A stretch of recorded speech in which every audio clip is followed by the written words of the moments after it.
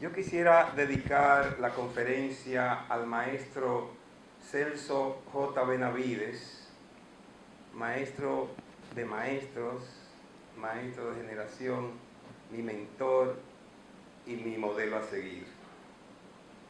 Porque Benavides fue de los primeros que comenzó a hablar de la lectura académica, no exactamente de la literacidad académica, pero sí de la lectura académica, que como veremos es un componente de la literacidad. Trataré en esta conferencia de evaluar con ustedes los componentes de la literacidad y también ver en qué medida ese concepto que implica una metodología se relaciona con un enfoque que está vigente, que incluso es parte del Ministerio de Educación, del MINER, y también del Ministerio de Educación Superior, MESI, Ministerio Superior, de Educación Superior, Ciencia y Tecnología, MESI, o sea, el enfoque orientado al desarrollo de competencias.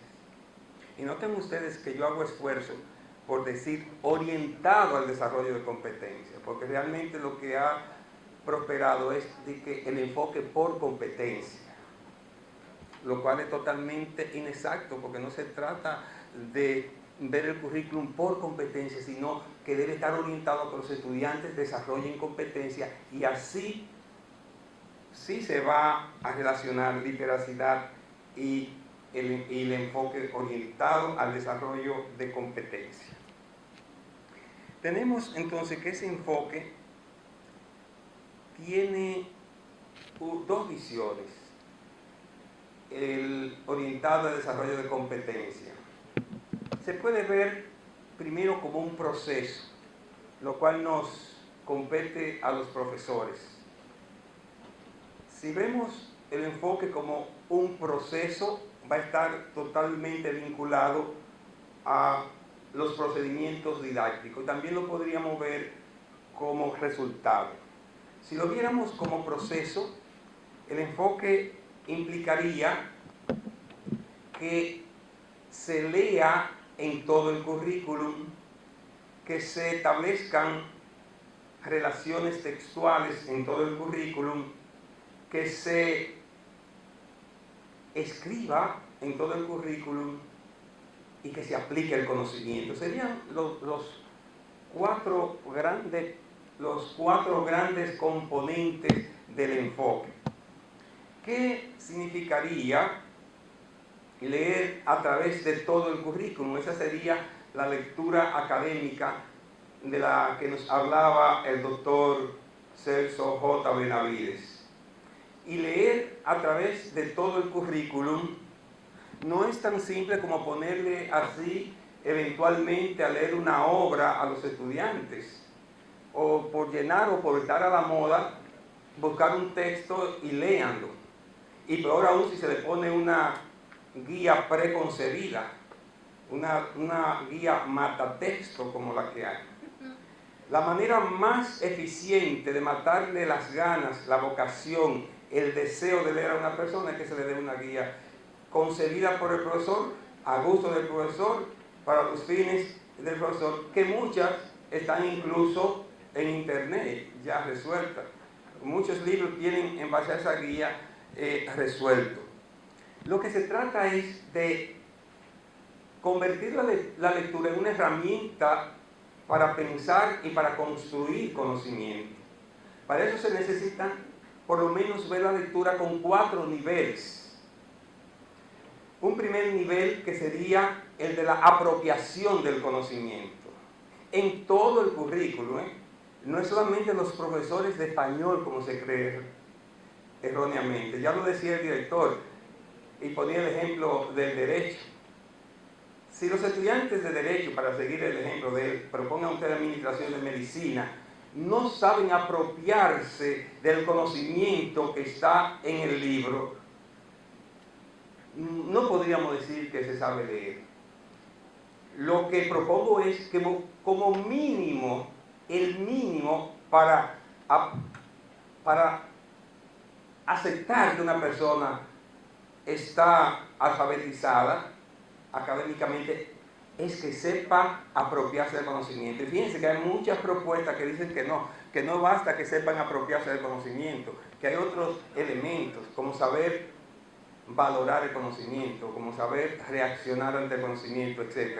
Pero siendo modesto, poco exigente, diríamos que quien no sabe apropiarse del conocimiento no sabe leer. Eso quiere decir que porque sepa repetir un pedazo de lo que leyó, eso no es apropiarse del conocimiento. Apropiarse del conocimiento es lo que llamamos en la teoría del discurso, por lo menos saber construir una macroestructura semántica. En términos más genéricos diríamos que sepan por lo menos hacer una paráfrasis, decir en sus propios términos de qué trata el texto, pero también saber cuál es la intención que tenía el escritor cuando escribió ese texto. Hay un libro que tiene como título algo irónico que dice "Leo pero no comprendo", que es una ironía, que mucha gente dice yo leo pero no, sí, yo sé leer pero yo no comprendo eso. Entonces, y es un especialista porque en el fondo lo que está diciendo, ¿cómo es posible que una persona sepa leer y que no comprenda?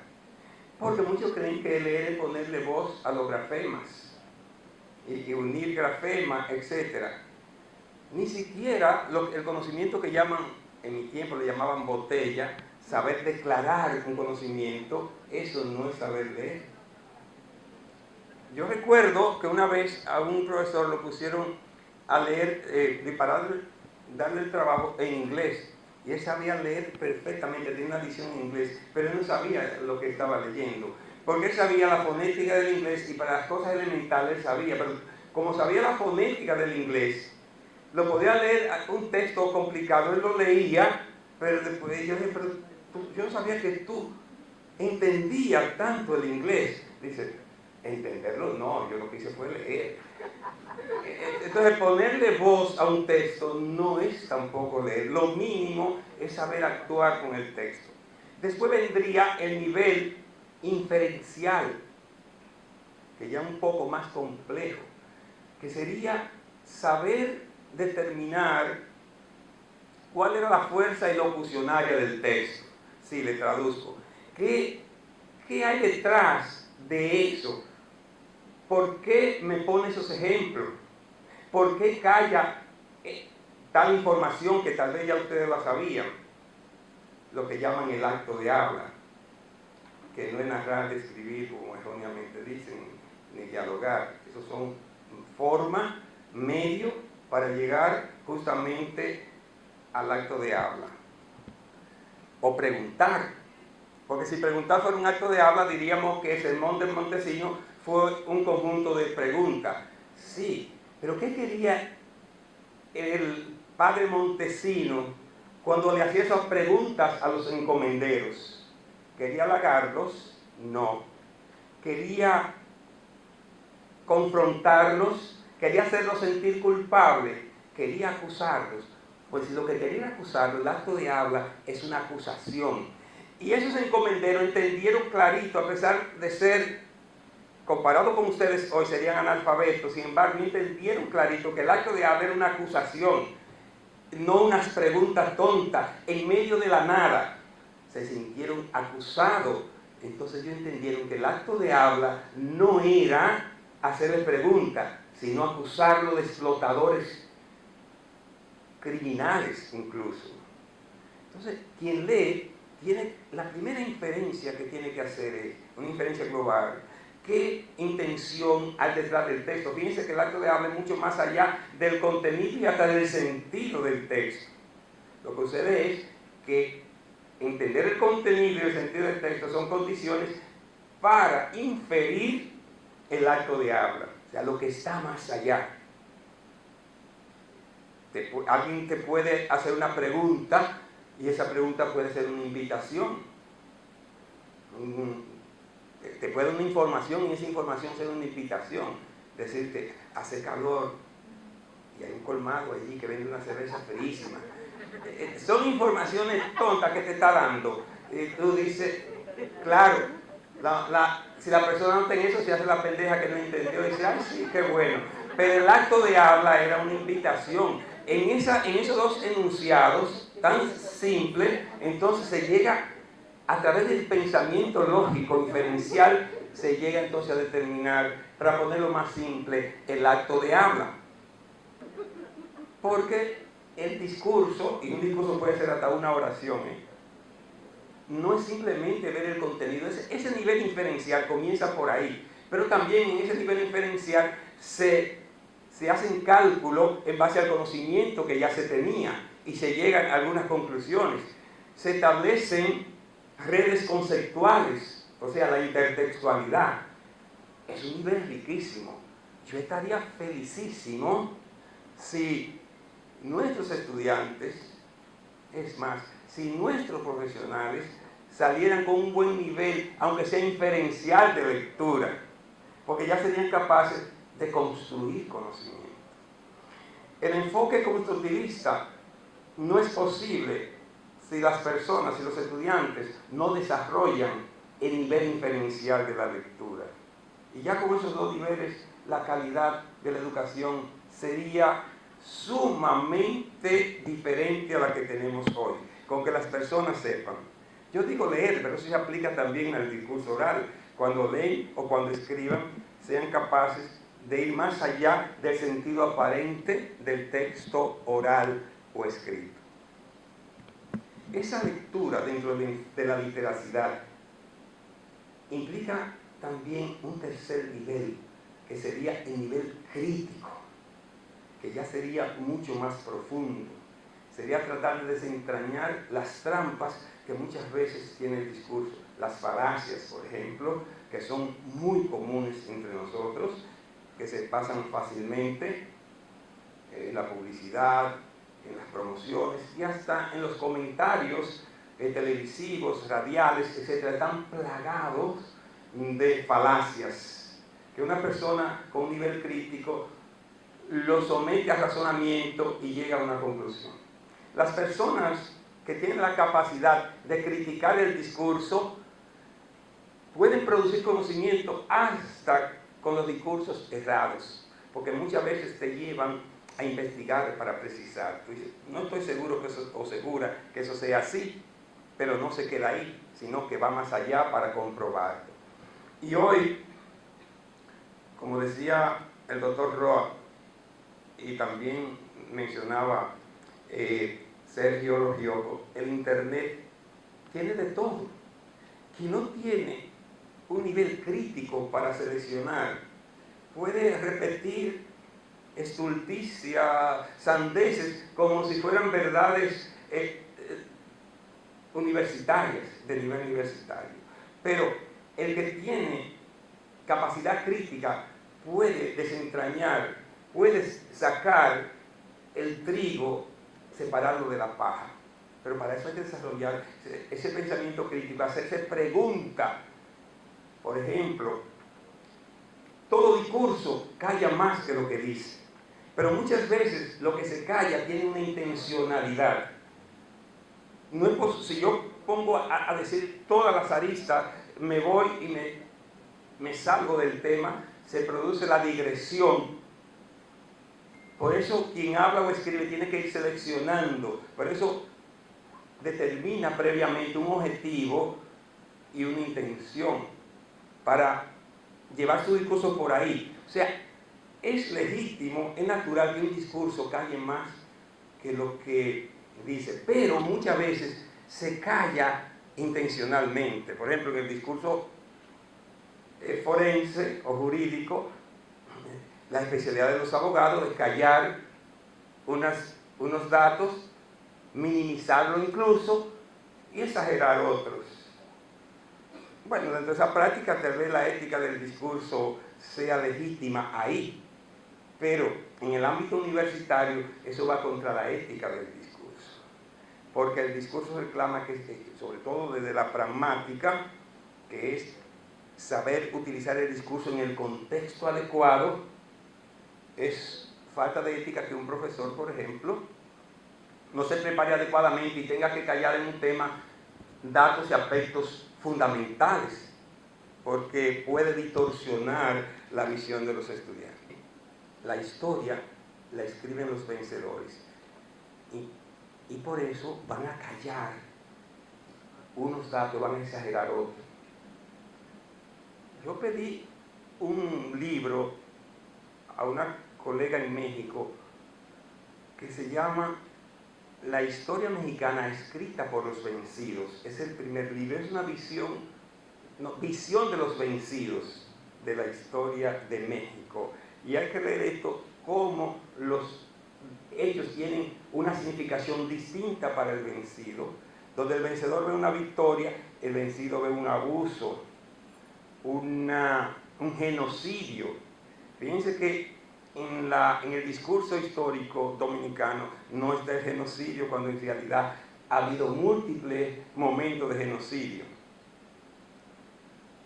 En la historia mexicana tampoco está la figura del genocidio, pero cuando es la visión de los vencidos, aparece entonces la visión del genocidio, porque lo que ellos ven como ganar una batalla, los otros lo ven como un abuso, un genocidio.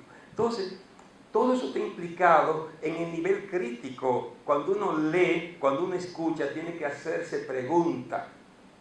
Y una pregunta clásica es: ¿habrá dicho todo lo que era necesario decir? ¿Qué habrá callado?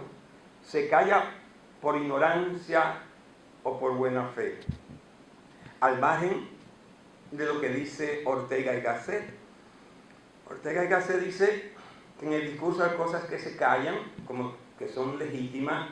Una, porque por conocida se callan. O sea, cuando usted está hablando, dependiendo del público, hay cosas que usted no va a explicar, porque sería una necedad, sería subestimar al público, y que tal vez en otro contexto, y esa es la pragmática también, ve la necesidad de explicarlo. Por ejemplo, si yo tengo un público de menos nivel que ustedes, a lo mejor tenga que explicarle: miren, eso de la Virgen de la Mercedes, que tal cosa, o un pueblo donde no sepan lo que es una virgen, o que no conozcan qué es el Santo Cerro. Entonces, yo inconscientemente asumo que esa es una verdad común, un conocimiento común, y no lo explico siempre. Entonces dice que eso está por encima, por debajo del discurso, y por encima del discurso dice él que está lo infalible, y que tampoco, que eso es imposible decirlo. Fuera de esas dos condiciones que establece Ortega y Gasset, entonces viene la manipulación del discurso, que es callar por conveniencia, exagerar por conveniencia, etc. Y sin un nivel crítico de lectura, somos víctimas de los manipuladores. Ese nivel crítico nos permite entonces incluso aprender por cuenta propia por toda la vida, hasta en los textos insulsos, equivocados, maltrechos, podemos aprender cuando tenemos un nivel crítico. Entonces, faltaría el nivel emocional. Alguien habla de nivel estético. Yo prefiero hablar emocional, aunque lo estético está muy ligado al emocional, porque yo digo que ante un texto no necesariamente tiene que haber belleza. Lo importante, ni siquiera la literatura tiene que procurar necesariamente la belleza, porque si no, el naturalismo habría que sacarlo de la literatura y muchos textos. Creo que sería la emoción. Ni tampoco, para que un texto provoque emoción, tiene que ser literatura. Si no, no existiría los discursos. Por ejemplo, el discurso que mencioné del padre Montesinos. Yo lo leo, lo he leído más de 20 veces y lo leo todavía y me emociono.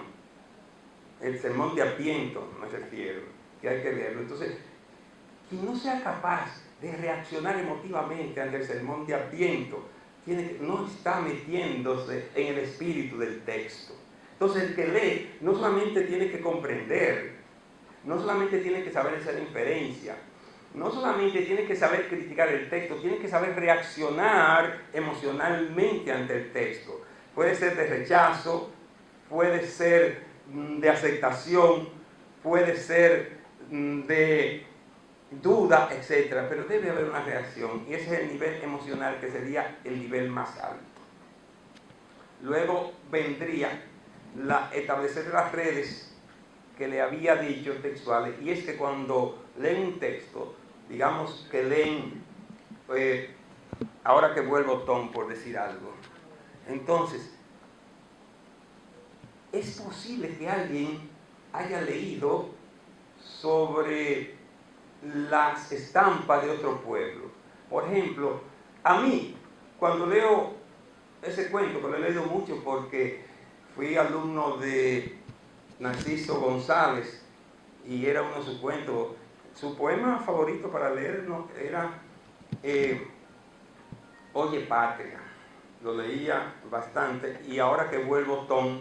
Entonces me recuerda mucho las estampas de cosas añejas, pero no quiere decir que a todos y a todas le vaya a recordar cosas añejas, comenzando que no todos necesariamente lo hayan leído. Pero es muy probable que a alguien le recuerde otro texto, otra situación, y ahí comienza a establecer redes textuales, y el conocimiento se hace entonces sistémico. Y después, cuando esté escribiendo o cuando esté hablando, va a poder construir un discurso intertextual. Muchas personas tienen dificultades para escribir porque no han desarrollado un pensamiento complejo, y el pensamiento que se plasma en la escritura tiene sus niveles de complejidad.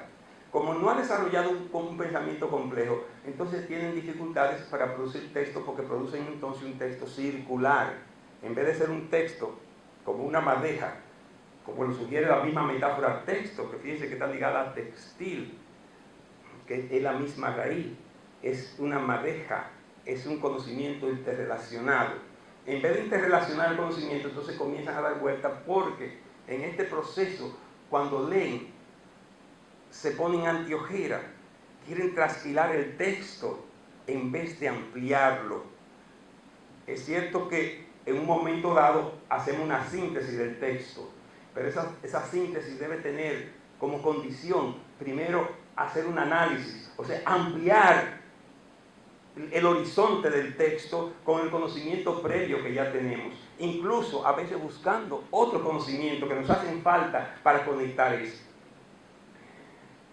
Esta visión de literacidad, además de implicar la lectura y el establecimiento de redes, esas redes implican que desarrollamos lo que hoy se puede llamar una competencia intertextual.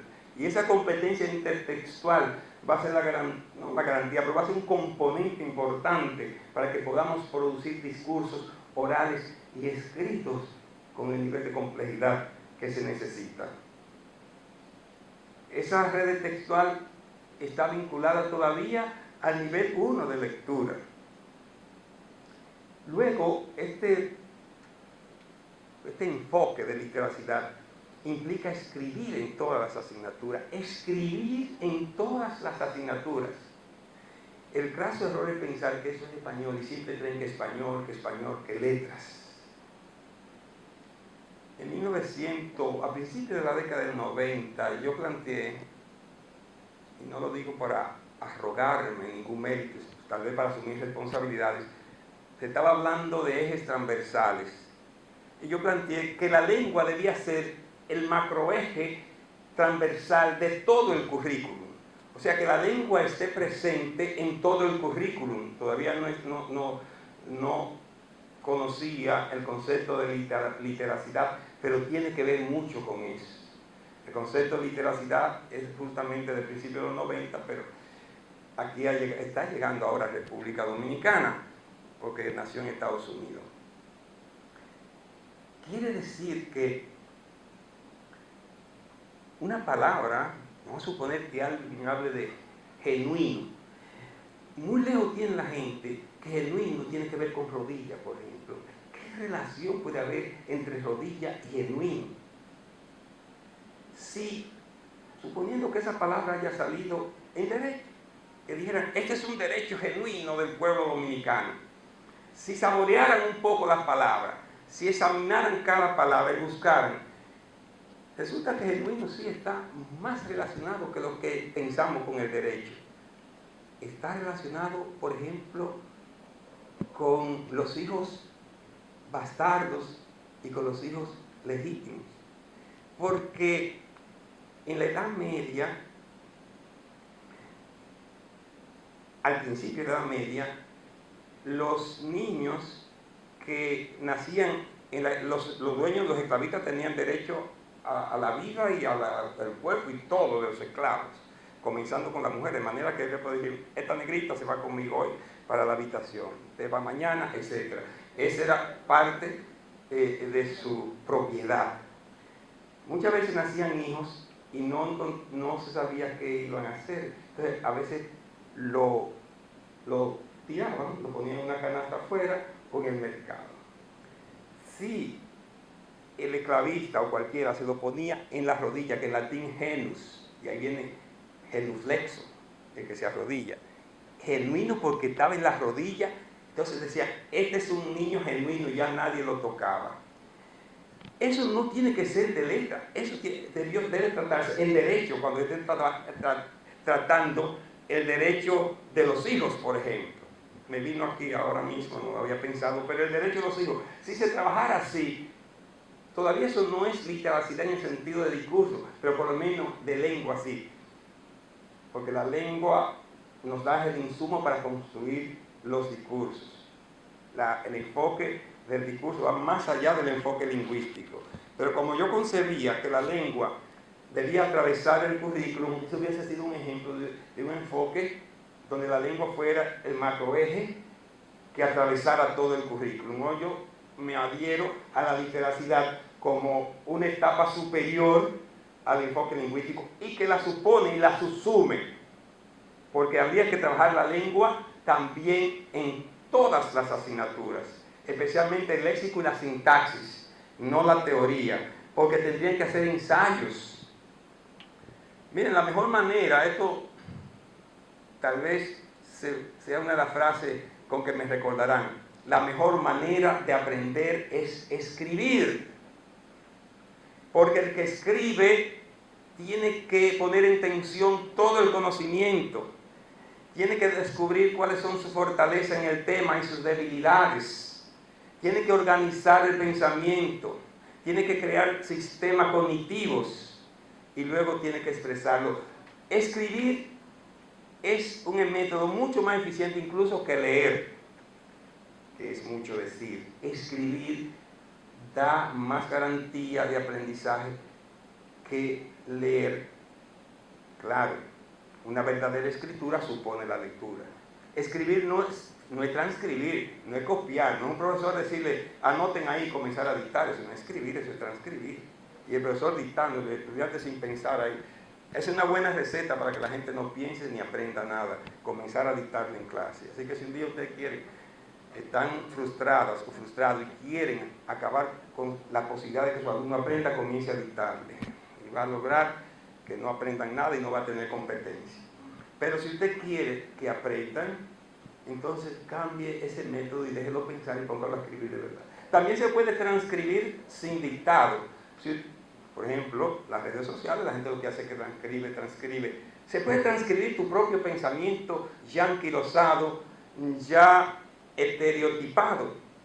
Que una persona vuelva y diga lo mismo, como el que está rezando la Ave María. El que yo coja la Ave María y la copie, eso no es escribir, eso es transcribir. Pero nada más no es el Ave María que se transcribe. Se transcriben muchos pensamientos que se van recogiendo por ahí, eso tampoco es escribir. Porque el escribir implica todo ese proceso que le dije de pensar. Y entonces, dentro de ese proceso hay que aprender a aplicar el conocimiento. Que una persona tenga conocimientos, ya el escribir lo va ayudando, pero tiene ese conocimiento que servirle también para algo en la vida. Tiene en determinadas situaciones, por ejemplo, hay profesores que con mucha certeza crean situaciones para que las resuelvan.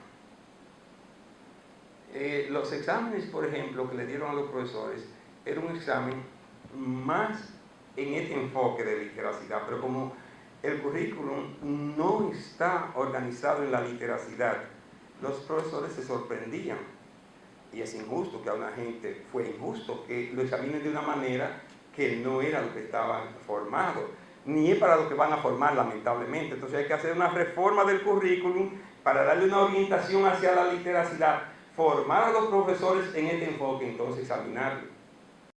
Los enfoques no surgen así de la nada, de que ya este enfoque rompió totalmente con el otro. Muchas veces dentro de un enfoque ya hay elementos que ayudan. Piense Baldor en álgebra, tiene elementos de literacidad. Por tanto, este enfoque lo que implica es reorganizar la forma de enseñar y de aprender. Luego, el enfoque lo podemos ver desde los resultados que se obtienen. El primer resultado será un conocimiento o un aprendizaje, una habilidad, una capacidad de aprender permanentemente. ¿Por qué? Porque podrá leer con los 4 niveles, podrá escribir, podrá aplicar conocimiento. Y eso sí permite que las personas hagan curso en línea. Para mí es un riesgo con el nivel que tienen los estudiantes que hagan curso en línea, estudiando folletitos, si no saben el enfoque por literacidad, hacia la literacidad. O sea, literacidad, como sugirió el director, es discurso permanente. Producir, interpretar, analizar y hasta degustar discursos.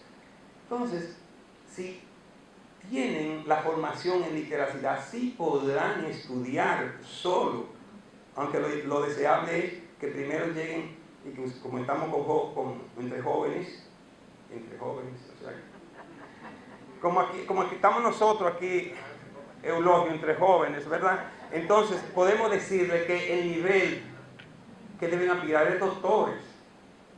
Atrévanse, el mundo no es de nadie, el mundo está ahí para que cada quien conquiste legítimamente, hablando de géneros, lo que le corresponde. Entonces, el mundo no es de nadie. Atrévanse a hacer planes ambiciosos, pero trabajar por ello y dar pasos seguros y consistentes hacia esa meta. Y con este enfoque orientado al desarrollo de competencias que está subsumido dentro de la literacidad, no solamente es posible que logren eso, sino superarnos a nosotros, como decía Altagracia Pou, porque tienen mayor herramienta. El problema es que hoy hay más oportunidades, pero desgraciadamente no estoy seguro que el nivel de comprensión sea el adecuado, y eso sí es un peligro. Porque yo no me entusiasmo mucho con esa campaña, que lean. Yo a veces pienso que a lo mejor es que ni lean. Porque si es para engullirse todo lo que leen, si es para simplemente repetir eso, puede ser que le haga hasta daño, porque la lectura es verdad que libera, pero libera cuando se tiene el nivel necesario, porque hay lecturas que alienan. A mí me da pánico cuando veo una persona con un libro que llama Las 48 leyes del poder. Eso es veneno puro. Eso es porquería aderezadas. Que el que no tiene un nivel de criticidad se puede alienar. Entonces, yo no santifico tanto la lectura por la lectura, sino la lectura con nivel crítico, porque ahí sí se puede aprovechar. Porque yo gasté con dolor de mi alma casi 400 pesos para esa porquería, pero le saqué provecho porque cuando puedo le doy su tallazo.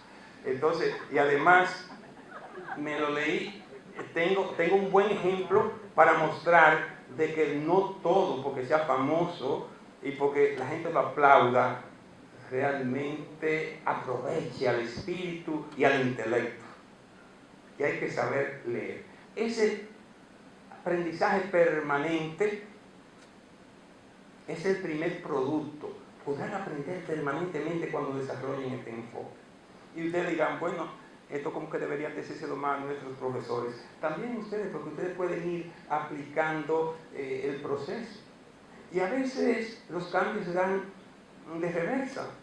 A veces los cambios se dan de que uno oye a los estudiantes que le hacen preguntas, y este profesor, esto y lo otro, y uno capta, se queda callado y busca y se orienta. A mí me ha pasado que me han hecho preguntas, no sé la respuesta, pero la investigo. Y se da como cierto proceso de ósmosis en las instituciones.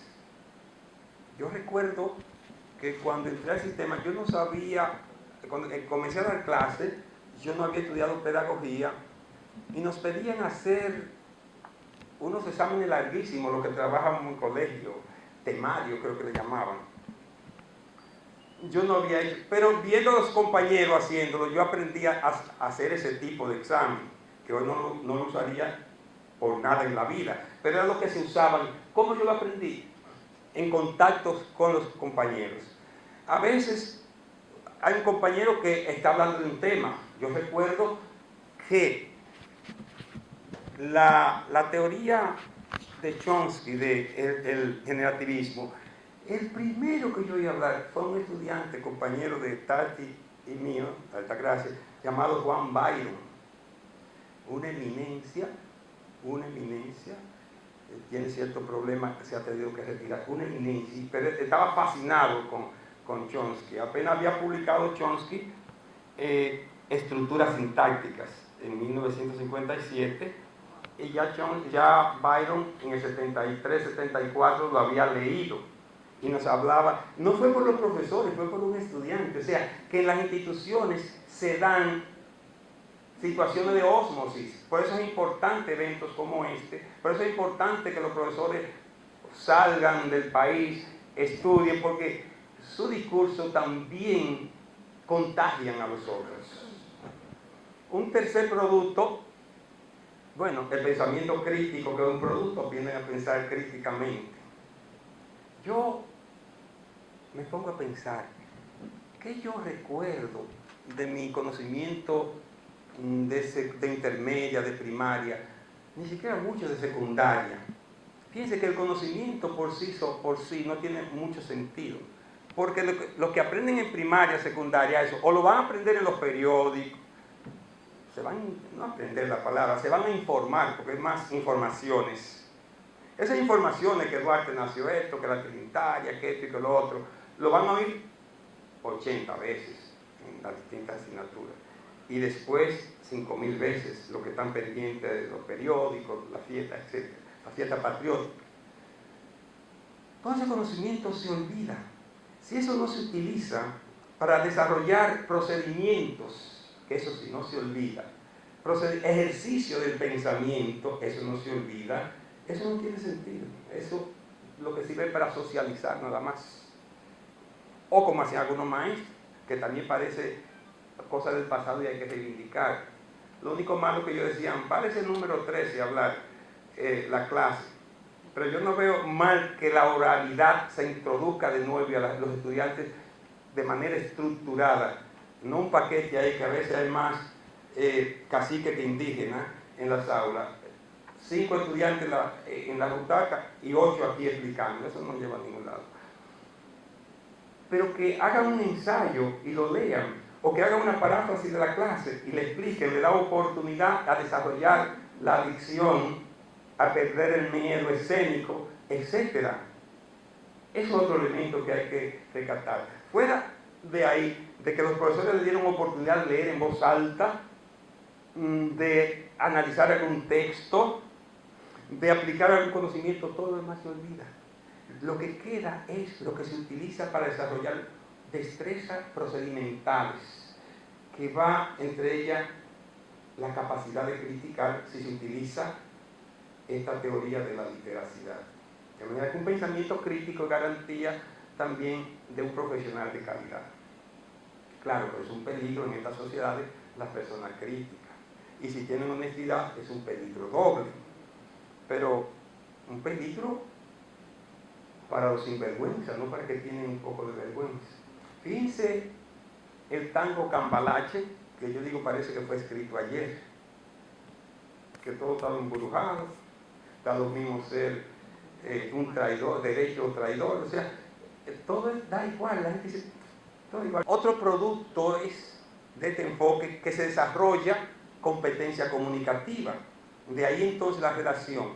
Fíjense entonces que la gente va a aprender a comunicarse, va a aprender a escribir, a hablar, a pensar, etc. Bueno, todo lo que implica el desarrollo de competencia o ese enfoque, que no voy a abundar mucho porque el tiempo yo sé que se está agotando. Y sobre todo va a desarrollar competencia para la vida, para desenvolverse como ciudadano ejemplar, porque el país necesita más ciudadanos que habitantes. Tenemos 10 millones y pico de habitantes, pero ¿cuántos millones de ciudadanas y ciudadanos tenemos? Yo quisiera pensar que tenemos aunque sea 1 millón, pero cuando tengamos ciudadanas y ciudadanas reales, que hayan sido formados para convivir, para compartir, para desenvolverse en un mundo que ha cambiado. Por ejemplo, no se va a ver algo tan cotidiano y tan triste como que quienes manejan le cortan el paso a los peatones, se ponen para estar cerca del semáforo. Eso da rabia, da de todo. A los peatones que no tienen otra opción, le quiten el poquito que tienen, que ustedes que dejan una rayita para que entre, se van hasta el semáforo. O que una persona van en la fila y se le prende de por allá para coger por el carril que no le corresponde y se encuentra de frente porque los otros son estúpidos e inteligentes. En la vida son pendejos los demás. Y así una serie de detalles de ciudadanía o de anticiudadanía con este enfoque. Si se aprendiera a vivir, si se tuviera competencia para vivir en comunidad. Y fíjense que la UNESCO hace años que dijo que una de las habilidades, uno de los conocimientos que hay que desarrollar para esto es aprender a vivir en comunidades. Porque ya eso de tener quinta o una casa por allá, cada vez tenemos que vivir en apartamentos y ya eso implica aprender a vivir y a convivir. Y la ciudadanía implica todo eso. De manera que este enfoque en última instancia va dirigido también a que tengamos como resultados ciudadanos que apliquen el conocimiento y que no tengan que decirle, pero esto no pasó por la universidad. Porque la gente espera también que las universidades egresen ciudadanas y ciudadanos, no solamente personas que sepan engañar, escribir y cosas por el estilo. Porque nos hemos descuidado en los demás componentes.